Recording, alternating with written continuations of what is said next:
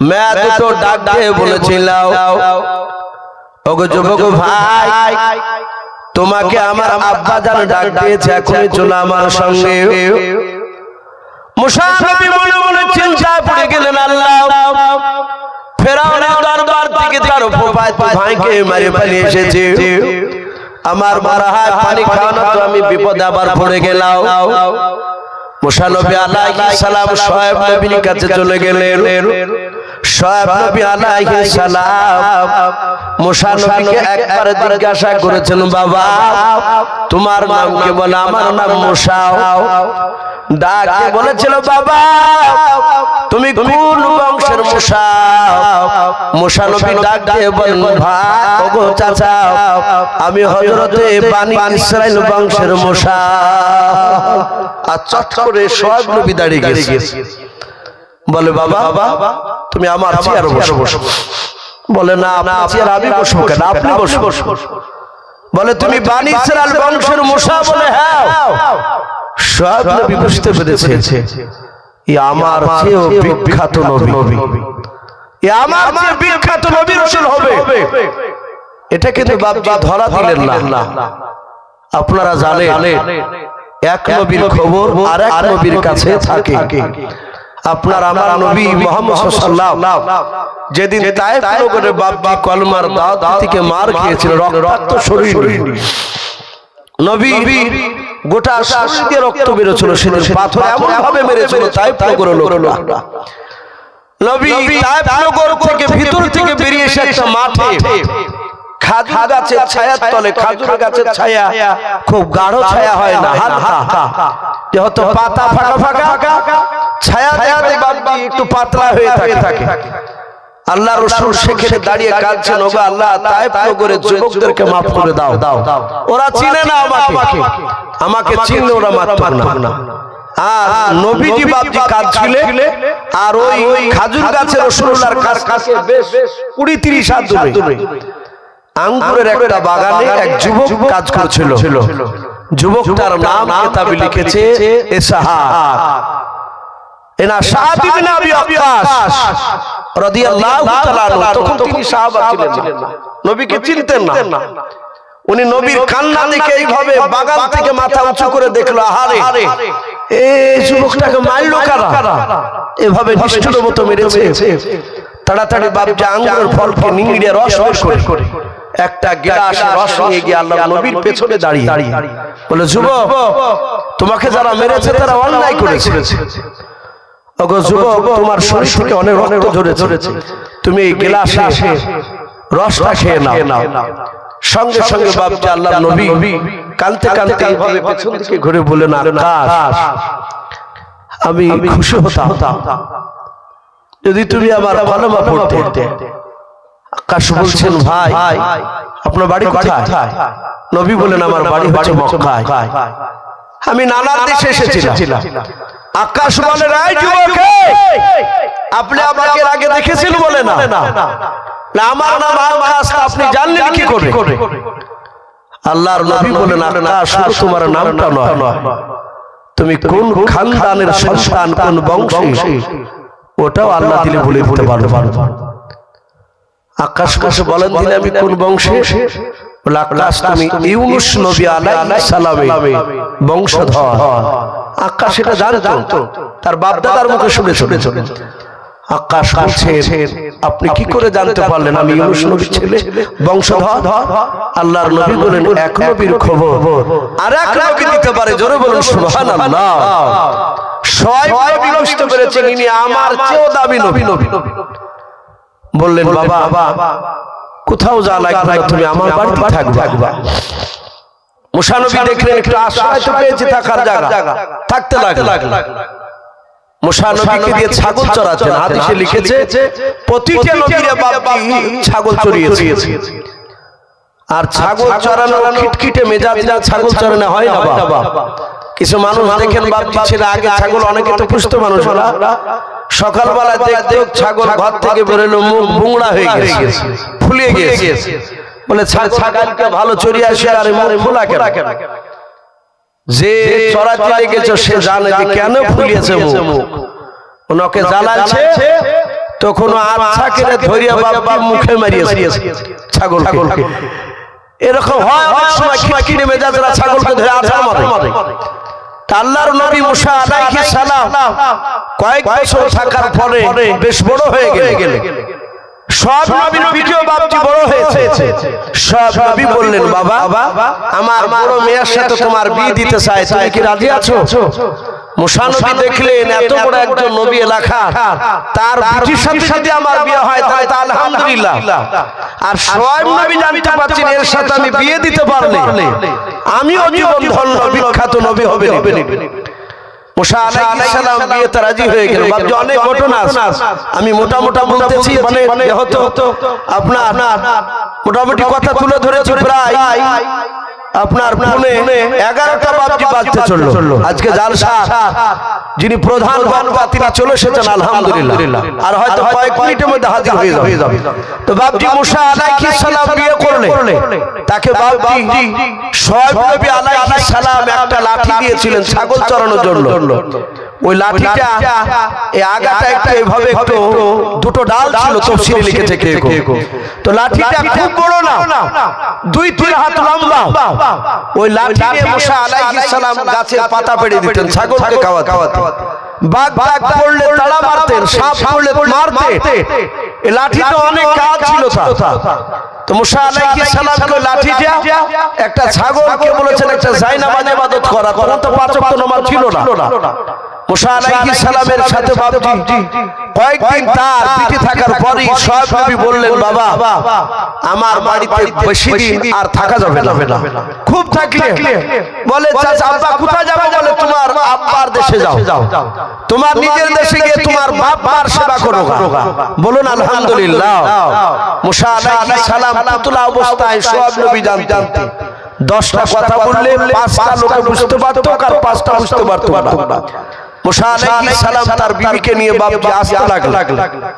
আস্তে আস্তে বাপজি কিতাবে লিখেছে আকাশে প্রচন্ড মেঘ, ঝড়, বাপজি উঠবে। ওই সময় তার একটু আগুনের প্রয়োজন হয়েছিল। মুসা নবীর বিবি ডাক দিয়ে বলেছিল, স্বামী অন্ধকার নেমে আসছে। বলে হ্যাঁ। বলে একটু আগুনের প্রয়োজন? বলে আগুন তো আমাদের কাছে নাই। বলে আমি এখানে বসলাম, আপনি দেখুন আগুন কোথাও পান কিনা। মুসা আলাইহিস সালাম হাতে লাঠিখানা নিয়ে বাবা ওই আগুন খুঁজতে তার বিবি থেকে অনেকটা দূরে গিয়েছে। মুসা আলাইহিস সালাম বাবা অনেকটা দূর যাওয়ার পর দেখেন একটা পাহাড়। ওই পাহাড়ের চূড়ায় দেখছে একটা গাছের বাবা, ওই গাছের বেশ কিছুটা দূরে দেখছেন আগুনের প্রদীপ জ্বলছে দাও দাও করে। মুসা আলাইহিস সালাম বাবা আগুনটা ধরতে যাবে ওই ডাল দিয়ে, যাহাতে ধরতে যায় আগুনটা অপর দিকে বাবা উঠে চলে গেল। আবার মুসা নবী নিচে নেমে আসেন, আবার আগুনটা ধরতে যাবা উঠে গেল। এইভাবে কয়েকবার বাবা উঠার নামছে। মুসা নবীর একটু ভয় হলো। মুসা নবী মনে মনে ভাবতেন কি ব্যাপার, আগুন ধরতে যাচ্ছে, আগুন কেন অপর দিকে উঠে যায়? হঠাৎ করে আগুনের ভিতর থেকে বাবা আওয়াজ দিয়ে আসলাম, ওমা তিলকা বিয়ামিনিকা ইয়া মুসা। ভিতর থেকে আওয়াজ আসলো, মুসা তোমার ডান হাত ওটাকে। মুসা আলাইহিস সালামকে বাবা যখন ডাক দিয়ে বলে তোমার ডান হাত ওটাকে, মুসা আলাইহিস সালাম তিনি বলেছিলেন আমার ডান হাতে এটা আশা মোবারক লাঠিকা নাও। ও বাপজি ভাইরাও, মুসা নবী আলাইহিস সালাম হাত বলে লাঠিটার নাম আশা মোবারক। এই লাঠি দিয়ে অনেক আমি কাজ করি, এই লাঠি দিয়ে আমি অনেক উপকার পাই। এই কথা বাপজি বলতে লাগলো। আমার আল্লাহ ডাক দিয়ে বলেন, মুসা তোমার ডান হাতের লাঠিখানা তুমি মাটিতে ফেলে দাও। যাহাতে মুসা নবী ভয়ে বাপজি লাঠিখানা ফেলে দিলেন। উনি মনে মনে ভাবলেন আগুন থেকে কথা বলছে, যাহাতে লাঠিখানা ছেড়ে দিলেন। আর মাটিতে পড়ার সাথে সাথে বাবা বিরাট সাপে পরিণত হয়ে গেল। বলুন সুবহানাল্লাহ। অনেক লম্বা বড় সাপ, কেউ বলেছেন অজাগর সাপ, বিরাট বড় সাপ। তার মাটিতে আর অপর কাঠটা বা মুখটা অপর একদম হচ্ছে আসমানে টিকে গিয়েছে। ফসফস করছে। মুসা নবী বেশ একটু দূরে গিয়ে দাঁড়িয়ে গিয়েছে। আল্লাহ বলেন, এই মুসা, লা তাখাও, ভয় করো না। মুসা, তুমি তোমার ওই সাপে তুমি হাত দাও। মুসা বলছিল, তো পাগলা আমি না, আমি হয়তো হাত দিতে যে আমি মরবো নাকি? বলে, মুসা ভয় করো না, হাত দাও। তখন আল্লাহর পরিচয় আল্লাহ দেননি। মুসা নবী আবার একটু হাত দিতে যাবে, ফসফস উঠেছে, আবার পড়ে ফেলেছে। লাই মুসা, ভয় করছো কেন? আমি বলছি না যে ভয় করো না। মুসা বলছেন, আমি ভয় পাচ্ছি, আমাকে চরম ভয় লাগছে। আল্লাহ বললেন, মুসা তুমি জানো আমি কে? বলে, না আমি চিনতে পারিনি আপনি কে। সাথে সাথে আল্লাহ বললেন, মুসা আমি তোমার রব। জোরে বলুন সুবহানাল্লাহ।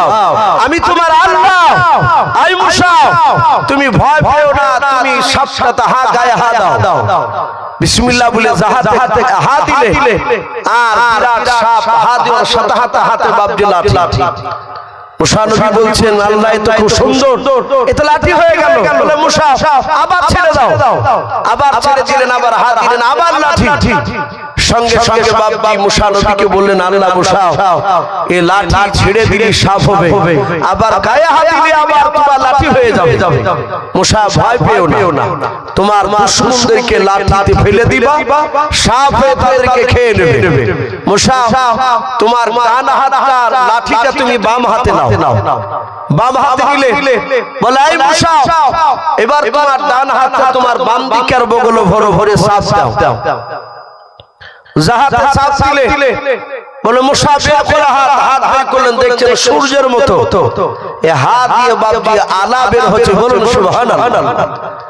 বলে, আল্লাহ এত সুন্দর আলা বের হচ্ছে। আল্লাহ বলেন, এই মুসা এই হাত যতক্ষণ পর্যন্ত বগলে না ভরবা ততক্ষণ পর্যন্ত আলা বের হবে। এই হাত আবার বগলে ভরে আবার চাপড় মারো। জাহাতে চাপ দিলে হাতের আলা বন্ধ হয়ে গেল। বলে, মুসা প্রয়োজন যখন হবে তোমার বগলে ভরবা, সাপ দিবা, আলা বের হবে, আবার সাপ দিবা বন্ধ হয়ে যাবে। তোমাকে আমি দুটো মুজিজা দিলাম। জোরে বলুন সুবহানাল্লাহ। এক মুজিজা, লাঠি ফেললি সাপ, হাত দিবা লাঠিতে পরিণত হয়ে যাবে। দুই নাম্বার, এই হাত দিয়ে তুমি বগলে ভরলি, আলা বের হবে। আল্লাহকে মুসা নবী বললেন, আল্লাহ আমি খুশি হলাম। আল্লাহ বলেন, মুসা আর আগুন তোমাকে নিতে হবে না, বিবির দিকে যেতে হবে না, সোজা বাড়ি হাঁটো। বলে, আমার বিবি বলে সে চিন্তা করতে হবে না, আমি আল্লাহ আছি। আই মুসা যা, তুমি এখনই তুমি ফেরাউনের দরবারে কলমার দাওয়াত নিয়ে যাও। তুমি আজ থেকে নবী হয়ে গেলে, রাসূল হয়ে গেলে। তুমি এতদিন নবী ছিলে না প্রকাশ্য, তুমি আজ প্রকাশ্য নবুয়ত দান করেছে তোমাকে। বলে, কার কাছে যাব? কলমা দাওয়াত নিয়ে। বলে, ফেরাউনের কাছে। বলে, আল্লাহ ওটাই maaf করবে, সবার কাছে যাব আমি, ফেরাউনকে বাদ দিয়ে। বলে, কেন? বলে, আমি ফেরাউনের দরবারে একটা ঘুষি মেরে তার লোককে মেরে ফেলেছি, আমাকে থুবে না মেরে ফেলবে। আল্লাহ বললেন, মুসা সবারই আগে ফেরাউনের কাছে তোমাকে যাওয়া লাগবে। মুসা নবী বলেন, আল্লাহ আপনি যখন হুকুমই করছেন আমাকে যাওয়াই যখন লাগবে, তাহলে আমি যে তুলা আমার কথা সব ফেরাউন সবটা বুঝতে পারে, আমার মা আসিয়া বুঝতে পারত, আর আমার মা বলতে পারত কি? তা আপনি আমার ভাই হারুনকে আপনি নবী করে দেন, আমরা দুই ভাই নবুয়তের দাওয়াত নিয়ে যাব। বলুন সুবহানাল্লাহ। আল্লাহ বলে, মুসা তোমার ভাইকে নবী করতে চাইছো? বলে, হ্যাঁ। বলে, আমি বলবো আমার ভাষা আমার ভাই সব বুঝে। বলে না যে কালার কথা কালার মাই বুঝে, তা আমার কথা আমার ভাই বুঝবে। আমি বলবো আর আমার ভাই ব্যাখ্যা করে ফেরাউনকে শোনাবে। যারা ইজতেমায় গিয়েছিলেন, ভাই এখানে জানি না কতজন গিয়েছিলেন ওখানে, আমিও গিয়েছিলাম। আলহামদুলিল্লাহ ওখানে দেখেছেন উর্দুতে একজন ব্যক্তি বক্তব্য দিছিল, আর পাশে আরেকজন বাংলায় মানে করছিল। এই বছর আলহামদুলিল্লাহ অনেক হাজার হাজার আলেম গিয়েছিল এবং বড় বড় পণ্ডিত আলেমদেরকে দেখলাম এই মুর্শিদাবাদের। তো বাপজি ওখানে বায়ান দেখলাম, এত সুন্দর বায়ান করেছেন শাইখ দামাত বারাকাতুহুম আলিয়া, খুবই মূল্যবান কথা বলেছেন। তো বাপজি এই মুসা নবী বলেন আল্লাহ আমার বড় ভাইকে আপনি নবী করে দেন। তা আল্লাহ বললেন যা মুসা আমি তোমার কথা মেনে নিলাম, তোমার ভাই হারুন আজ থেকে নবী। বলুন সুবহানাল্লাহ। ই জানি নে মুসা নবী আলাইহিস সালাম বাড়ি থেকে বাপজি তার ভাই খোঁজ করছে, বলা মাঠে গিয়েছে, উট চলাচল দেখছে বাপজি তার ভাই বান্নাটিও তো পর্দা পর্দা বুঝে না। মুসা নবী গিয়ে সালাম দিচ্ছেন, ভাই হাত কাপড় নামাও ও নবী ভাই। হারুন বলছে যে মজা করছো নাকি, আমি আবার নবী হলে কি করে বলেন নবী সার্টিফিকেট আমি আল্লাহর কাছ থেকে নিয়ে এসেছি। জোরে বলুন সুবহানাল্লাহ। উনি তাড়াতাড়ি কাপড়কে নেমে বলেন ভাই আমি নবী বলে হ্যাঁ। বলে আল্লাহ তোমাকে নবুয়ত দান করেছে, চলো দুই ভাই ফেরাউনের কাছে যেতে বলেছে। ফেরাউনের দরবারে মুসা নবী পয়গম্বর গিয়েছেন। ফেরাউন প্রথমে বাপজি চিনতে পারে না, বেশ কয়েক বছর পর বাড়ি গিয়েছে। হামান দাঁড়িয়ে আছে বাবার দরবারে। ফেরাউন বাসা হামান ডাক দিয়ে বলে ভাই তুমি তো মুসা। হামান চিনতে পেরেছে। মুসা নবী বলেন হ্যাঁ আমি মুসা। ফেরাউন সিংহাসন থেকে দাঁড়িয়ে বলল ওরে মুসা তোকে আমি মারার জন্য অনেক লোক ধরতে পাঠিয়েছিলাম, পাইনি, কোথায় ছিলে এতদিন? মুসা নবী বলেন আমি মাদানী শহরে ছিলাম, তার ভাই হারুন সব ঘটনা বাপজি খুলে শোনালো। বলে বাদশা আমি আজ থেকে আপনাকে আব্বা বলে ডাকবো না, আমি আপনার নবী, আপনি আমাকে নবী বলে মেনে নেন। যদি নবী বলে না মানেন তাহলে আপনি জাহান্নামে যাবেন, আপনি জান্নাত যেতে পারবেন না। ফেরাউন হাসতে বলছে এতদিন থেকে তুই নবী হয়ে এসেছিস, নবী দাবি করছিস, এই নবী দাবি করছিস তো তোর নবুয়তের প্রমাণ কি? বলে বাদশা প্রমাণ দেখবা? বলে হ্যাঁ। ডান হাতের লাঠিখানা মুসা নবীর দরবারে ছেড়ে দিয়েছেন। কয়েক সেকেন্ডের মধ্যে বাবা বড় সাপে পরিণত হয়েছে। ফেরাউন বলে বাবা মুসা তাড়াতাড়ি তুমি সাপটা তুমি তোমার কাছে নিয়ে নাও। মুসা নবী হাত দিলেন, সাপটা বাপজি লাঠি হয়ে গেল। ফেরাউন বলে আর কি নিয়ে এসেছো তুমি? বলো প্রমাণ। আল্লাহর নবী মুসা ডানা হাতখানা বাম দিকের বগলে ভরে দিয়ে চাপা দিলেন, বের করেছেন। ফেরাউনের চোখে বাপজি এভাবে হাতটা ধরেছে, আলাকা নাও। ফেরাউন তাকাতে পারে না আলার গতিতে বাবা। ফেরাউন বলে ওরে মুসা তাড়াতাড়ি আলাটা তুমি বন্ধ করে দাও। আবার বাম দিকের বগলে ভরে চাপ দিলেন, বন্ধ হয়ে গেল। ফেরাউন বলল মুসা আমি তোমাকে আল্লাহ বলে বলবো, তোমার ভাই হারুনকে বলবো।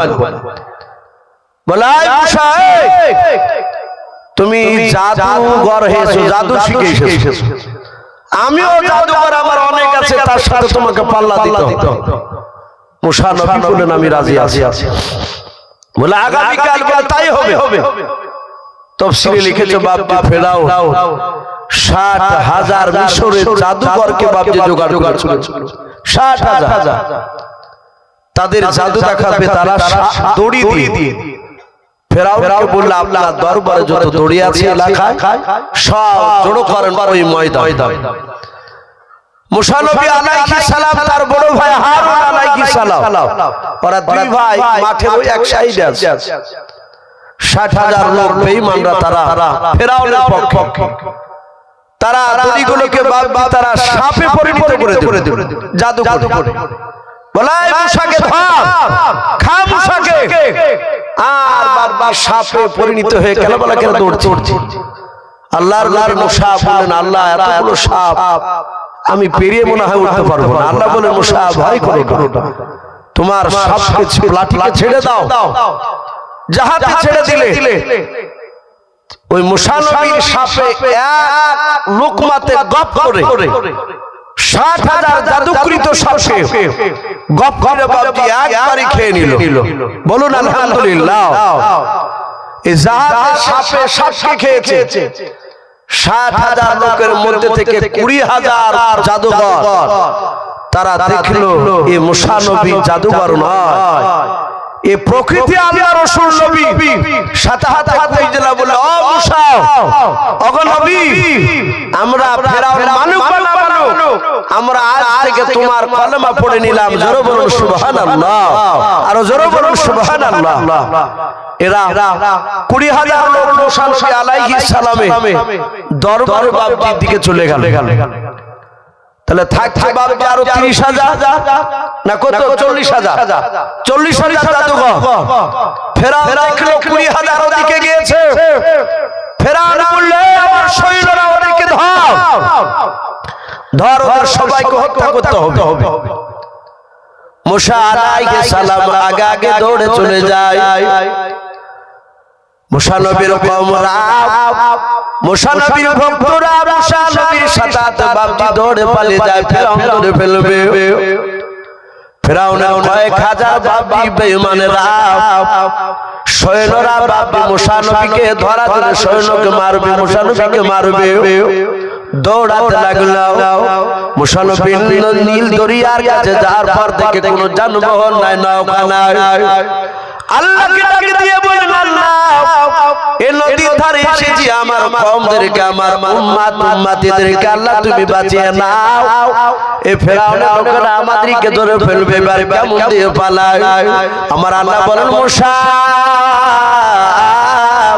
তুমি ভয় পেও না চিন্তা করো না তাওয়াক্কালতু আলাল্লাহ তুমি আমার উপর ভরসা করো ওরে মুসা ভয় করো না তোমার ডান হাতে যে লাঠি আছে মুসা তুমি নদীর পানিতে তুমি নীল দরিয়া তুমি একবার আঘাত করো যাহাতে মুসা নবী আঘাত করলেন সঙ্গে সঙ্গে বাবা ওই নীল দরিয়াতে বাবা 12টা রাস্তা হয়ে গেল জোরে বলুন সুবহানাল্লাহ একটু জিকির করেন লা ইলাহা ইল্লাল্লাহ ভাই লজ্জা করবেন একটু মহব্বত করে নিন লা ইলাহা ইল্লাল্লাহ লা ইলাহা লা ইলাহা ইল্লাল্লাহ লা ইলাহা ইল্লাল্লাহ লা ইলাহা এ তৌহিদ কা ডঙ্কা আলম মে তৌহিদ কা ডঙ্কা আলম মে বাজা দে ওয়া কামলে আলা আকানে হক লা ইলাহা ইল্লাল্লাহ মুহাম্মদ বলো লা ইলাহা লা ইলাহা ইল্লাল্লাহ মুহাম্মাদুর রাসূলুল্লাহ সাল্লাল্লাহু তাআলা আলাইহি ওয়াসাল্লাম বাবজি মুসা আলাইহিস সালাম তার দলবল নিয়ে ওই নীল দরিয়ার ভিতর দিয়ে পার হয়ে গেলেন আল্লাহর কুদরতে তার উটগুলো সৈন্যরা মুসা নবীর কওমরা যখন দৌড়ে যাচ্ছিলেন নীল দরিয়ার নিচকে আর মাটি খটখট করে শব্দ হচ্ছিল বলুন আলহামদুলিল্লাহ ভাই লাস্টে ফেরাউনের দলবল এমনকি ফেরাউন সহ ওই নদীতে বাবা যাওয়ার পরে আল্লাহ রাব্বুল আলামিন বললেন এই পানি পাঁচিল ভেঙে যাও সমতল হয়ে যাও ফেরাউনের দলবল সব পানিতে বাবা ডুবে শেষ হয়ে গিয়েছিল এমনকি ফেরাউনের বাবা পালিয়ে যাচ্ছিল লাস্টে পালাতে পারেনি আবার তার ঘোড়া এসে বাবজি নদীতে ঝাঁপ দিয়ে ফেরাউন বাবা সেই জিবরিল আলাইহিস সালাম ওই যে আপনার কাগজে সহি করে নিয়েছিল যে যার বাড়িতে খাবে তার কথা না শুনলে তার মন বলে আমার মন বলে তাকে পানিতে ডুবিয়ে মারি সঙ্গে সঙ্গে বলল ফেরাউন এ চিনতে পেরেছো বলে তুমি ছিলে বলে হ্যাঁ সঙ্গে সঙ্গে বাবজি ফেরাউনের চুলকে ধরে গভীর তলদেশে বাবজি নিয়ে গিয়ে জিবরিল আলাইহিস সালাম কাদা খিজির করে তার মুখে বাবজি দল্লে ভরে দিয়ে বলল বেঈমান তুই আল্লাহর দেশে থাকবি আর আল্লাহর আইনকে মানবি না তোর কথা অনুযায়ী তোকে কাদা দিয়ে ডুবিয়ে তোকে খেয়ে শেষ করে দাও ভাই সেই বেঈমান ফেরাউন আজও তার লাশ মিশরে বাপজি আছে, এখনো পচে না, সরে না, কিয়ামত পর্যন্ত বাপজি সরবে না, পচবে না। তো ভাই আমি বলছিলাম আমাকে মুসা আলাইহিস সালামে কিছু কথা বলার জন্য বাপজি অনুরোধ করা হয়েছিল। আমি বেশ কিছু কথা বাপজি আপনাদের সামনে একটু তুলে ধরলাম। আমি প্রতিটা বাপজি ভাইকে বলবো, বক্তব্য বাপজি শোনার সারমর্ম হচ্ছে বাপজি 5 ওয়াক্ত নামাজ পড়া, পিতামাতার সেবা করা, বড়দেরকে শ্রদ্ধা করা, ছোটদেরকে স্নেহ করা, আর হারামকে ছেড়ে দিয়ে হালালকে বাপজি গ্রহণ করা, পাড়ার প্রতিবেশীর সঙ্গে সৎ ব্যবহার করা আমরা করব। বলুন ইনশাআল্লাহ, বলুন ইনশাআল্লাহ। ভাই আমাদের খুব কাছের মানুষ, আমি ওনার কাছে হয়তো না পড়লে উনি আমার উস্তাদ সমতুল্য। আমি মশলা আমাকে কেউ খুব জটিল প্রশ্ন করলে, আমার অনেক মানুষ প্রশ্ন করে, তখন বাপজি মুফতি সাহেবকে ফোন করে একটু আলোচনা করে যে মুফতি সাহেব সেই বিষয়ে কি হবে একটু বলুন। একদম চটচট করে বাপজি উত্তর দিয়ে দেয়। আর সকলেই জানে গোটা পশ্চিম বাংলার মধ্যে বাপজি বড় মাদ্রাসা যে জুলুলিয়া মাদ্রাসা, সেই মাদ্রাসার উনি প্রধান শিক্ষক, এবং আমাদের পাশের এলাকার বাপজি মুফতি সাহেব, এটা আমাদের সৌভাগ্য যে একজন বড় আলেম আমাদের এলাকায় বাপজি পেয়েছে। আলহামদুলিল্লাহ উনি চলে এসেছেন আপনাদের সামনে, খুব মূল্যবান কথা উনি রাখবেন। আমি বেশ কিছু কথা আপনাদের সামনে আলোচনা করেছি। ভাই বলার মধ্যে ভাষার মধ্যে যদি ভুল হয়ে যায়, সকলে ছোট ভাই কিংবা ছোট ছেলে সব ক্ষমা করবে, এই বলে আমার বক্তব্য শেষ করলাম। ওয়া আখিরি দাওয়ানা আনিল হামদুলিল্লাহি রাব্বিল আলামিন। আসসালামু আলাইকুম ওয়া রাহমাতুল্লাহি ওয়া বারাকাতুহু। আলহামদুলিল্লাহ, আলোচনা খুব সুন্দর করলেন এবং আপনাদেরকে ধন্যবাদ যে আপনারাও ধৈর্যের পরিচয় দিয়ে আপনারা ধীর স্থির ভাবে বসে রইলেন। তা আরো কিছুক্ষণ বসে থাকেন,